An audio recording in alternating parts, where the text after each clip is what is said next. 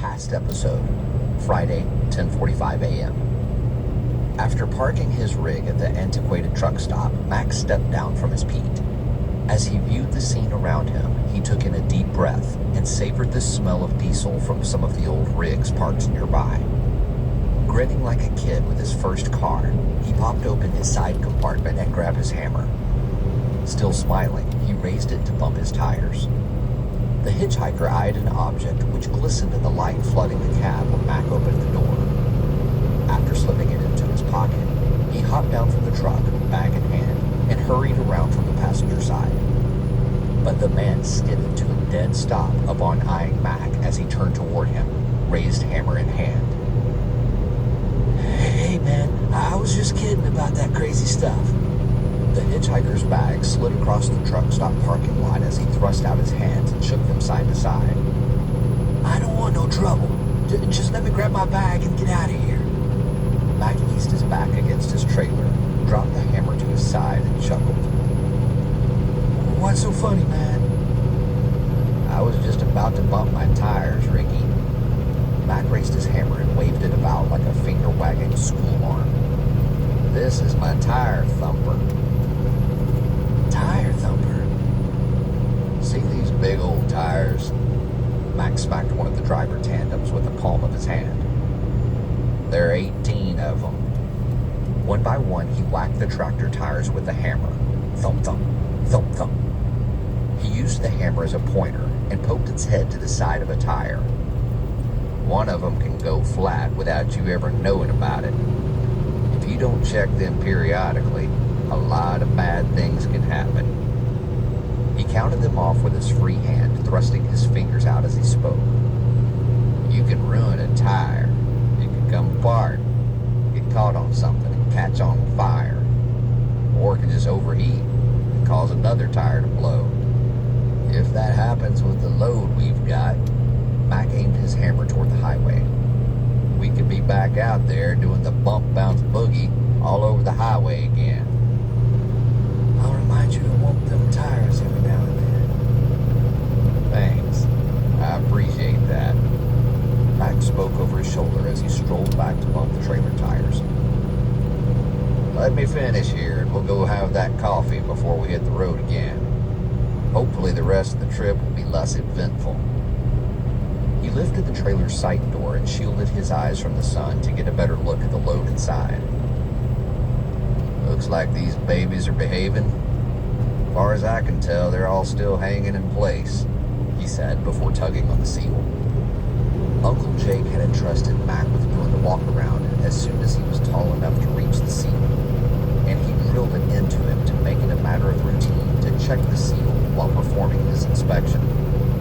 The hitchhiker picked up his bag, followed Mac around to the rear of the trailer, and stopped to listen as he spoke. Mac turned to see him dancing around, attempting to get a peek at the hanging sides of beef. The man stopped mid-step, stuck out a thumb, and motioned it toward the coffee shop. "I'll meet you inside," he said, lifting his bag. "I need to clean up a bit before we have that coffee." "Okay." Mac turned to bump the rest of the tires and gave the man a backhanded wave. "See you inside." After completing his inspection, he tossed his hammer back into the side compartment and walked away. But he snapped his fingers and returned to grab his logbook from the dash before strolling off to the coffee shop. The ding-ding of an old-fashioned bell sounded as Mac entered the cafe. He found an empty window booth and eased himself onto the torn vinyl seat before slapping his logbook onto the table. A full-figured red-headed waitress sashayed his way, menu in hand. "What do you have, cowboy?" "We have coffee and sweet tea." After handing the menu to Mac, the server placed a hand on her hip and smiled. "Nobody ever orders anything else here, so I just quit spouting out the rest of it. But if you like, I can give you the whole spiel." Mac estimated the woman's age to be a bit north of 50, in spite of the dye covering every last strand of gray hair. Deep laugh lines on the outer corners of her tired eyes and on the sides of her full lips told a story Clairol couldn't hide. He forked over the menu, returned her smile, and after eyeing her nameplate answered, "I'll have the former, Barb. Thanks." He got it. Barb glanced about the cafe before fixing her eyes on Mac once more. You by yourself, honey? I'm waiting on my new friend I just picked up down the road. Mac punched a fist into a seat, lifting himself a bit to get a better view of the cafe. He turned one way and then the other before easing back and returning her gaze. He'll be along in a minute. You just pick him up? Menu in hand, Barb rested a hand on her hip. You mean a hitchhiker? I know. I don't look that dumb, do I? After receiving no confirmation from the waitress, Mac shrugged. I felt compelled to pick him up. If I told you why, I'd think I was dumb and crazy. The waitress strolled off, shaking her head. Mac pulled a folded piece of paper from his shirt pocket. He read the note on it for the 100th time since he received it in the mail less than a week after selling everything he had to buy his new Pete. A call is heard now as it was then. It was not for the life of one, but this call is to all men. His will must be done, now as it was then. Who is freed from sin? No one. He shoved the note back into his pocket and stared out the window. Only the doctor would send a note like that. But why? Barb returned with his cup of coffee and slid it in front of Mac's folded arms. So where was he? Mac turned his gaze from the window, faced Barb, and blinked. Who? The hitchhiker. Where'd you pick him up? Just down the road a bit.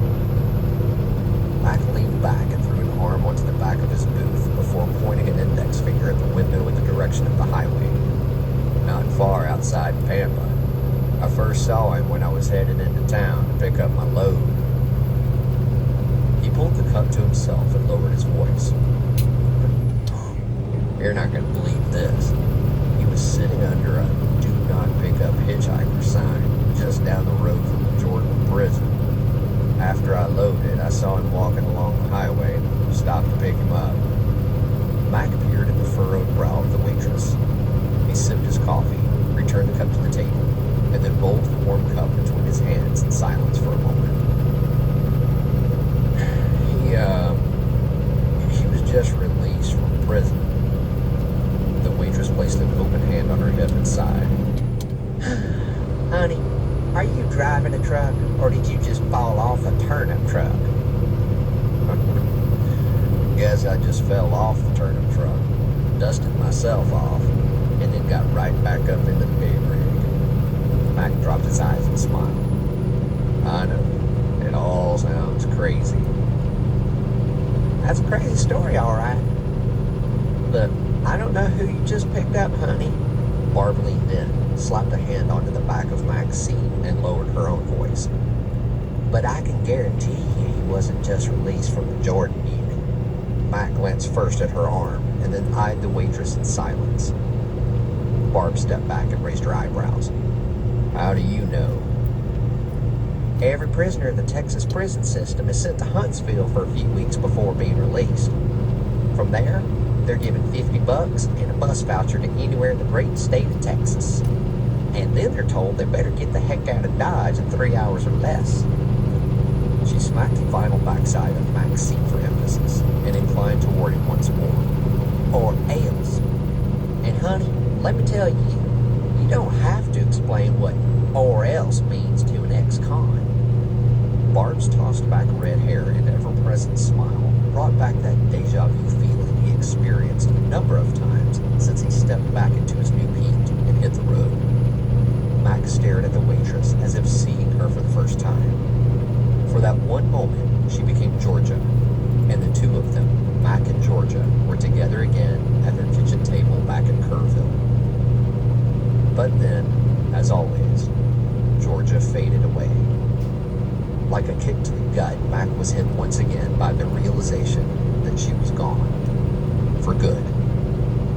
Memories flooded in like the raging Guadalupe River after a storm rolled in from the Gulf.